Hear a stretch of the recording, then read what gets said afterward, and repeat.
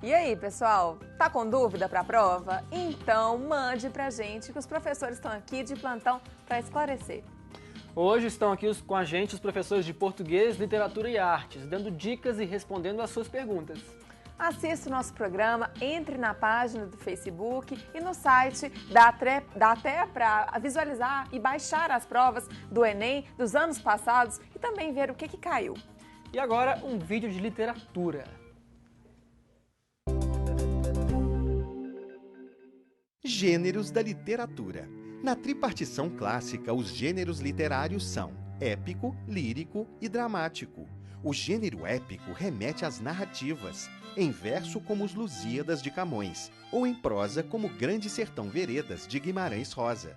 O gênero épico subdivide-se em romance, novela, conto e epopeia.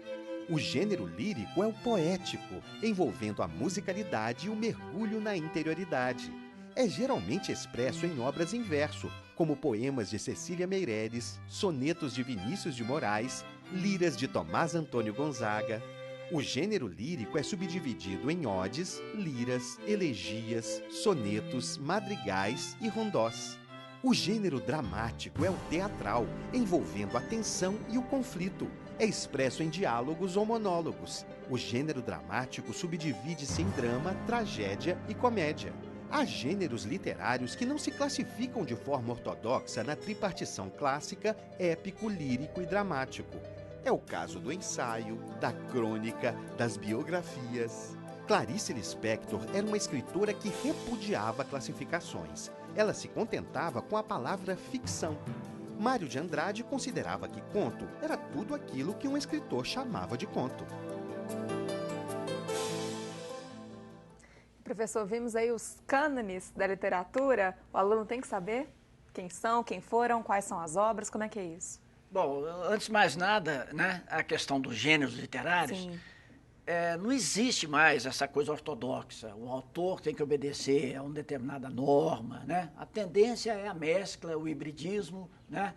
Por isso que essa observação da Clarice Lispector é bem-vinda, né? A importância é ficção, né? É imaginação. Você pega, por exemplo, um Pedro Nava, que é um grande memorialista, não há como desvincular a ficção das memórias do Pedro Nava, porque ele ficcionaliza também o seu passado, né?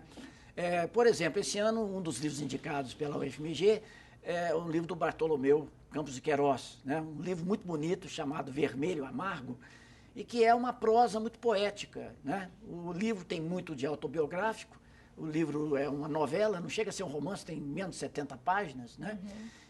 Mas é uma prosa poética, é uma prosa com todos aqueles elementos de sonoridade, de assonância, aliteração e muita metáfora, principalmente a metáfora do tomate, que é o núcleo do livro, né? E uma metáfora que pula até para a sinestesia, né? Porque você pega a cor, que é o vermelho, que é, por outro lado, é uma metonímia do tomate, né? E o amargo, que é o sabor, né? Que já é a questão do paladar, né? A sinestesia é essa figura de linguagem que há esse intercâmbio de sensações. Então, no próprio título do livro do Bartolomeu, né, para efeito de linguagem figurada, você tem, primeiro, a metáfora, porque é o tomate. Segundo, a metonímia, porque o vermelho remete ao tomate. E depois a sinestesia, porque o vermelho está associado ao amargo, né? Então, e nesse sentido, professor, que você estava falando do hibridismo, o Vermelho Amargo, ele também tem uma tendência a uma autobiografia, né? Aliás, a uma biografia. Sim, porque né? São memórias da infância, memórias né? da infância São que ele memórias retoma. da infância, então, é romance, é ficção, é autobiográfico. É autobiográfico. Ele mistura tudo aquilo ali e o texto do Bartolomeu, né, é um texto muito denso. É um livro pequeno, né? Denso, muito denso. Mas é daqueles livros, eu vou ler em 2 horas, eu leio isso aí, mas é um texto muito denso, né? E ele vai resgatar um passado numa cidade do interior. A mãe falece, né? E vai entrar uma outra no lugar, que é a madrasta. E ele até retoma aquele mito da madrasta negativo que a gente vê nas histórias de fadas e tal. Mas isso é encarado numa perspectiva mais psicológica, mais profunda, né? É uma bela escolha, né? O Bartolomeu também é outro escritor que faleceu esse ano, né, 2012. Final de...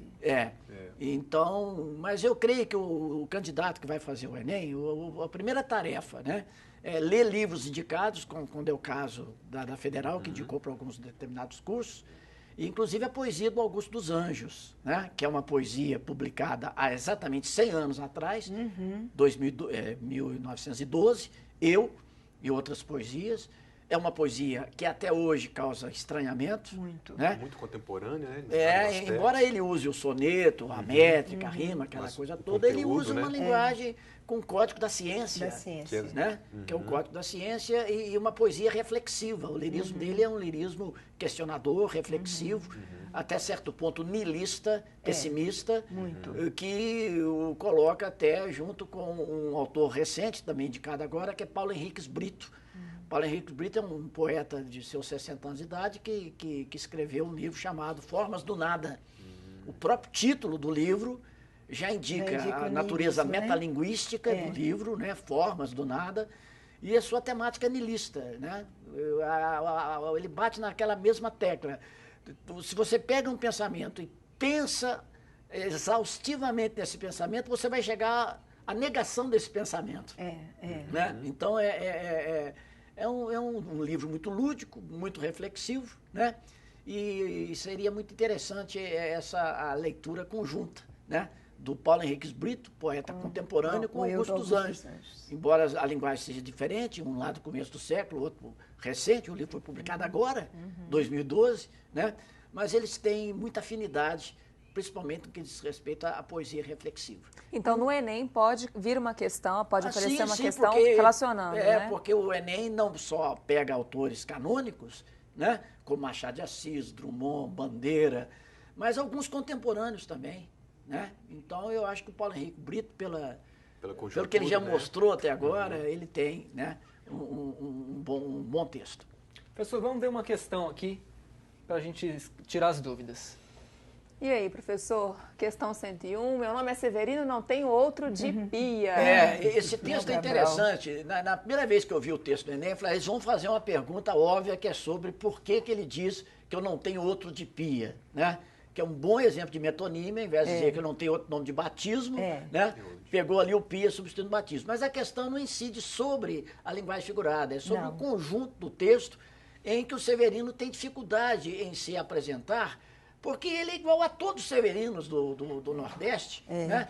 O nome dele vira até um adjetivo. O livro se chama Morte e Vida Severina. Severina é o adjetivo da indistinção. Quer dizer, o candidato que já leu esse texto, que é um texto canônico, é um texto fundamental para a nossa literatura moderna, sabe que o Severino representa qualquer anônimo do Nordeste, e ia responder a questão sem nenhuma dificuldade, porque o texto do Antônio Carlos Sequim, o crítico literário, ele fala sobre essa dificuldade da apresentação do personagem. Quem é o personagem? Qual que é a identidade dele? Né?